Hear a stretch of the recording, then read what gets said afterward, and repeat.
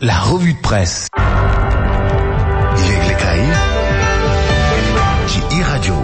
yéenekaay yi xëye niki tey Soleil national doore ko Magalum Touba niki démb nag jot nañ delloo ndukkal ki nga xamante ne rek moo di Cheikh Ahmadou Bamba Khadim Rasoul waxati rek ci lu jëm ci Serigne Mountakha Bassirou Mbacké moom mi nga xamante ne xalif la ci diine waaye tamit ci ndimbal ak njàppandal bu weesoo nag nit ñu bari loolu jàppale ni Touba bi leen fukki nit ak juróom-ñett jot nañ ci ñàkk seen mu bakkan buñ sukkandikoo ci sapeur pompier ba tey rek ci l'observateur di ko feelu ne Touba niki démb fees na dell ak nit waaye nag buñ sukkandikoo ci commission bu yor lépp lu jëm ci wàllum culture ak communication bu màggal bile bu ñu xayma juróom-benn million ci ay doomu aadama ñoom ñoo fa daal di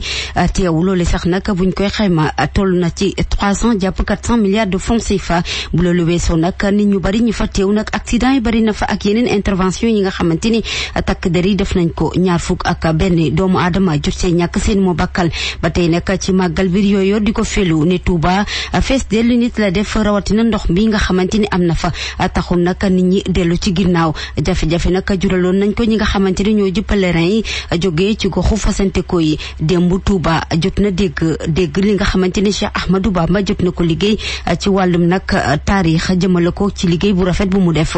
beneen yéenekaay bi di L'As nag moom dafa ñëw rek nag ci bakkan yi nga xamante ni jot nañu rocc ci Touba fukki nit ak juróom-ñett nag lu toll ci juróomi téeméer ak fanweer ak juróom-ñett nit ñoo ci am ay gaañu mu doon bilan boo xamante ni jéggi na dayoo Les Échos moom dafa ñëw ak ñun ci beneen mbir assignation à résidence bu ñu xamante ni defal nañ ko kii di Lat Diop muy déglu parquet financier ana fan la ñu mujj ci moom ginnaaw nag lu jege at gi nga xamante ni téye nañ ko ci biir kaso bi ginnaaw ba ñu koy toppee lu jëm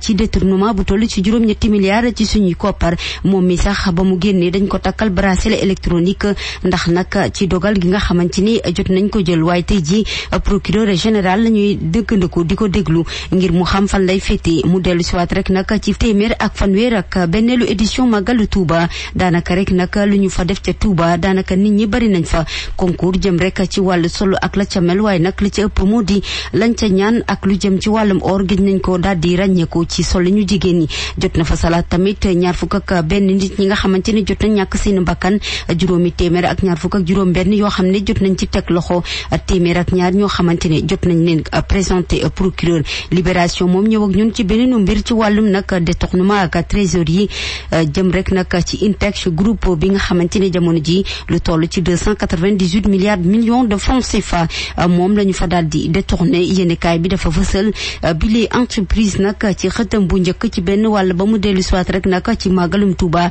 ñi nga xamante ni màggal nañ ko démb